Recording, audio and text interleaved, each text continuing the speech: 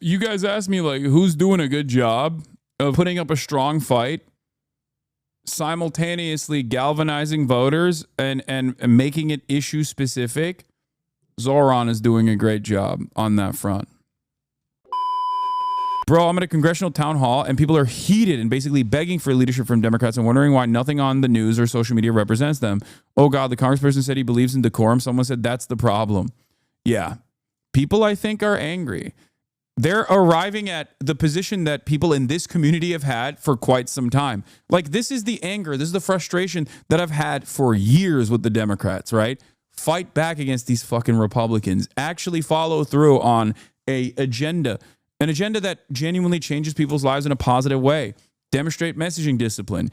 Associate with like a select few legislative agenda items that are successful, popular, and keep repeating it over and over and over again. Hammer that point across, and then do everything you can to push that legislative agenda.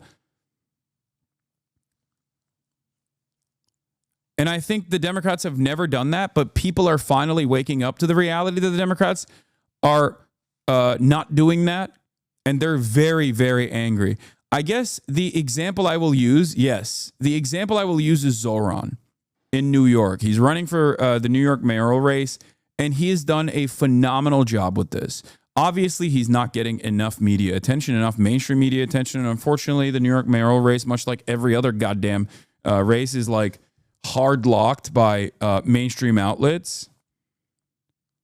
Hard locked by mainstream outlets, and when you don't get a lot of media attention, like the amount of like media attention and institutional like machine Democrats, the amount of power machine Democrats have, like Andrew Cuomo, where they could just like immediately organize a rally and bring in like a bunch of key unions, is something that a lot of people don't recognize. Like fighting the good fight. Like this is one of the few instances where he's been on CNN, but that's not enough. You know what I mean? What I'm talking about is machine politics. A lot of you guys are maybe even, no matter how knowledgeable you are about politics, you probably don't see a lot of the invisible ways in this, in the invisible ways in which machine politics works in New York, right? I'll give you an example. I didn't really cover it, but like Andrew Cuomo was entertaining, running in the New York mayoral race for quite some time. He kept saying, he kept dipping his toes in. He kept saying like, oh, I'm going to run. Will I run? Probably. You know, they would send out feelers, and every time they sent out feelers, the media would cover it because Andrew Cuomo is a person who is obviously very famous. Now, he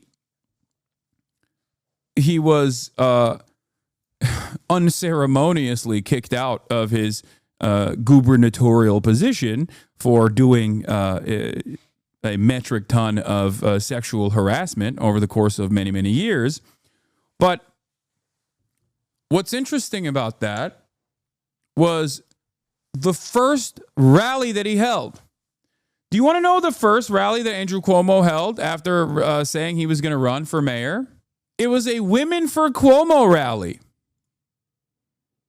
Okay? These are the protesters that were outside of the Women for Cuomo rally, but that's the reality. He did he went and he did a fucking Women for Cuomo rally. And he got a bunch of powerful women in New York to link up with him. Here's another thing that he did. They held another rally the next day with unions for Cuomo, right? To present himself as like pro-labor union. They went to that rally. A bunch of union rank and filers were at this rally, right? Turns out a bunch of smart labor reporters went in and asked them, like, what are you doing here? And they were like, I don't know. My union said that this was like a meetup. And I believe that they were giving benefits for attending it. And they had no idea that it was like a pro-Cuomo rally. Yeah, it was the Carpenters Union Hall in New York. So like this is the type of stuff that Andrew Cuomo has the power to do.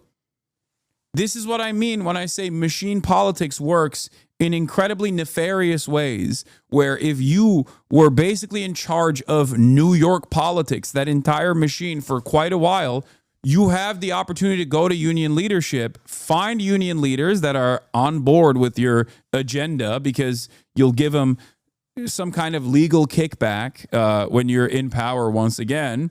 So you can just like call up favors and have those union leaders bring in rank and filers to do a fucking photo op. All the while, the media carries on the message. Look, women are not that angry at Andrew Cuomo. Maybe he's just Italian, and maybe he wasn't doing, sexual harassment to every woman that was in his vicinity, right? So this is how it works. This is how it works. This is a disgusting machine. This is a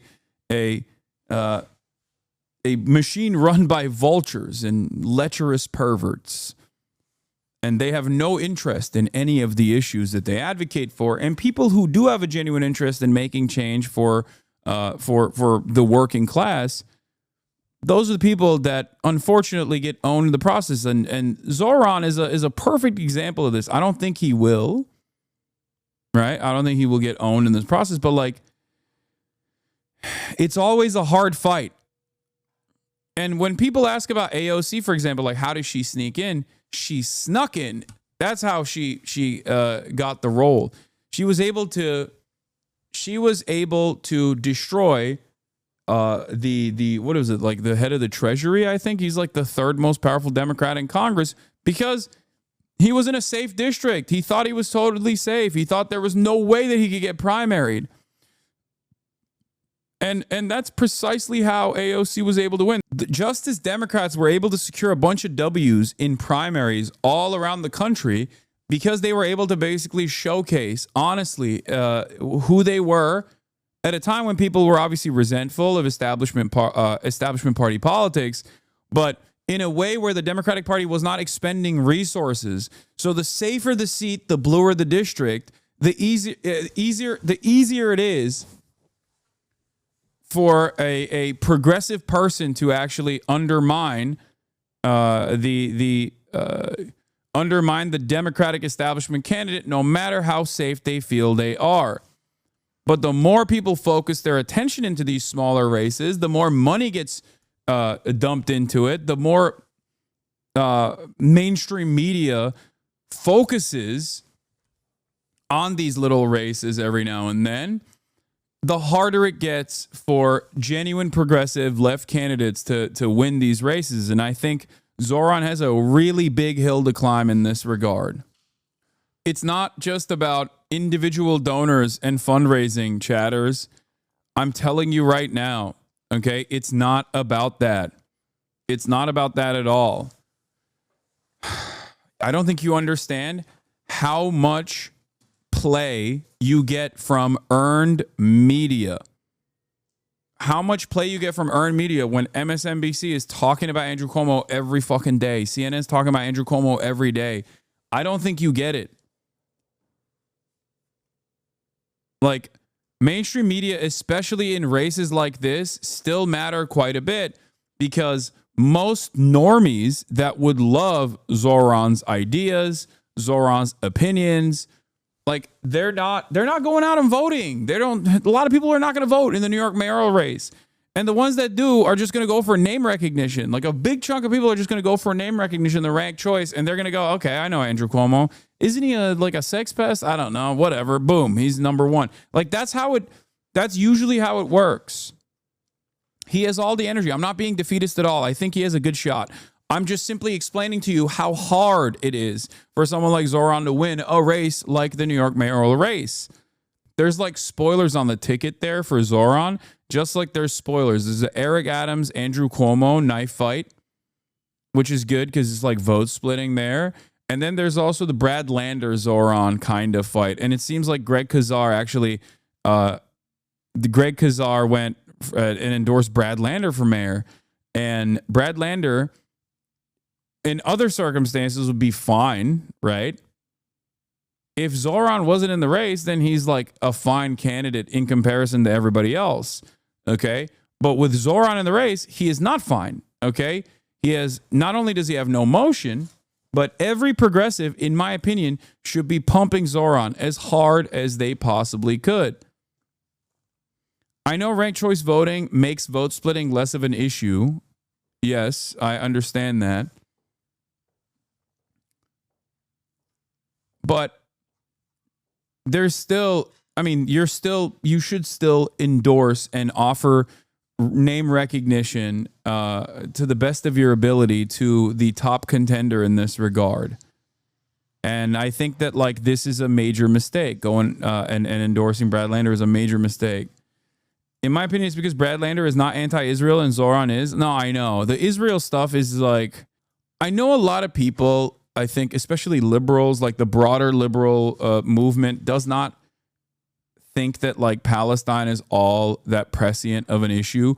But because it is at the intersection of so many glaringly obvious inequalities and so many forms of systemic oppression, whether it be Western imperialism, whether it be racism, whether it be Islamophobia, a lot of people discount how important the issue is for so many different factors. Like the Democrats really need to drop this Israel shit, like this unconditional pro-Israel shit, especially at a time when Israel is not so poppin', okay, for understandable reasons. Like it is very, very dumb and very, very short-sighted, and it is classic.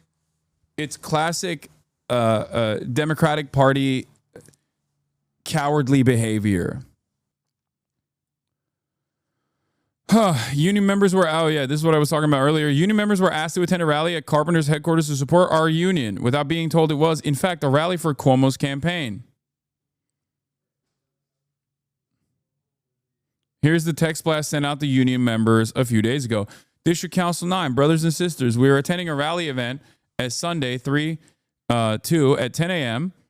This rally will count for the March VOC for painters and tapers. Come out and support your union. Please share this message and remember to bring your DC9 ID. Text stop to opt out. Like they didn't even tell him that this was a fucking Cuomo rally. It's so gross. The other reason why I'm talking about Zohran is because I think he is doing all of the right things. He has a tremendous hurdle to clear here because it's a race that a lot of people are paying attention to because it's a race that has national significance. New York is a major city. Obviously, that's not the reason. That's not the only reason why this has national significance. There are a lot of players in this that are nationally known figureheads, whether it be Eric Adams or whether it be Andrew Cuomo. So that is the reason why Zohran not having a lot of the same instruments at his disposal in the way that, for example, Andrew Cuomo has. He has a major hurdle to clear here in a race that has a lot of players that have more name recognition than him. Obviously, this is in our circle. We know about him, right? Because he's been doing a great job. But not every single person in here lives in New York, right? In terms of like winning the mayoral race in New York, there's a lot of people. There are a lot of people you got to talk to. The city needs someone to lead it that is willing to fight the Trump administration, not collaborate with it in the manner of Eric Adams or that which Andrew Cuomo is running. I think what the general public sees is a Democratic Party that is more interested in defending people like Mahmoud Khalil than they are victims of crime here in New York City, than they are Jewish students who have been subjected to vile anti-Semitism across these college campuses and universities, or than they did seeing Democrats refuse to stand for a 13-year-old boy who's suffering from cancer who was made a Secret Service agent. That's what the juxtaposition is right now. That's what the American people are seeing. And they're looking at it and they're going, these people are out of their minds. You know what? Go ahead. Well, you know what I think also the New Yorkers are seeing is a Jewish student by the name of Grant Minor, who was the president of the United Auto Workers local on Columbia's campus that was just fired by Columbia administration for participating in those same protests. These are students that deserve their rights to be respected. These are ones that deserve to be recognized by those of us who aspire to be leaders across the city. I got to leave it there.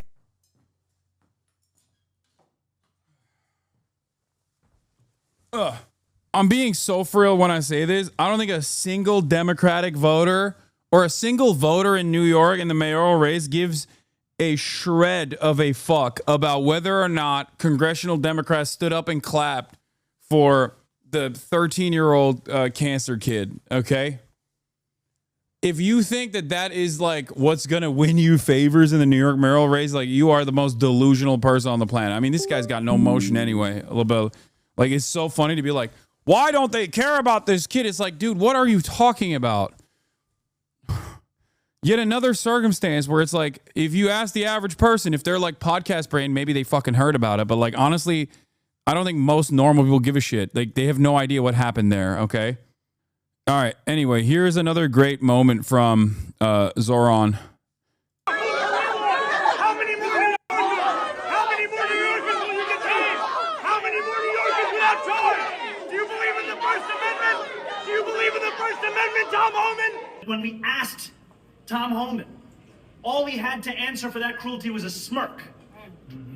Because there is no answer for taking a man from his pregnant wife, who is due to deliver their newborn child in a month, from their Columbia University apartment, a day after that same man, Mahmoud Khalil, wrote to Columbia University and said he feared for his life. The cowardice that is on display across our city and our state is unacceptable. That's right. New Yorkers are looking to us. They are looking to their leaders for courage and for conviction. And what they are finding instead is collaboration. And that is just simply unacceptable. You can't sit on your ass and collect checks if you do stuff like this. It's hard. You know, it's hard to do that. Democrats just don't really care about this stuff because why would they? Andrew Cuomo versus Zohran is a great analog for why Democrats don't do stuff like this, right? They don't do stuff like this because they're Andrew Cuomo.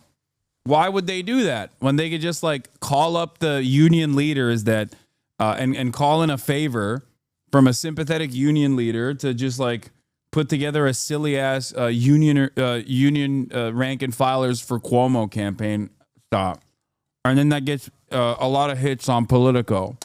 Better question: why should we risk losing a leader like this to the machine of the Democrats? I don't know how to answer your question because I don't know. Like, obviously, he's the one who's making this decision to put a D next to his name. I'm not going to sit around and be like, why are you associating yourself with the Democratic Party? The reason why is because, especially if you don't have name recognition, because Zohran doesn't have any name recognition, you have to use the well-established Democrat name in a well-established Democrat enclave like New York City. That's probably the reason why, you know? I'm sure people have other opinions on the matter, but it is what it is. There's a reason why the Working Families Party, which is a relatively strong party in New York state politics, still collaborates and operates within the confines of the Democratic Party. I don't care what gets him across the finish line, as long as he gets across the finish line. Does that make sense? Have you thought about interviewing him? Yes, I'm working on setting something up. Don't worry. You guys asked me, like, who's doing a good job of putting up a strong fight, simultaneously galvanizing voters and making it issue specific. Zohran is doing a great job on that front.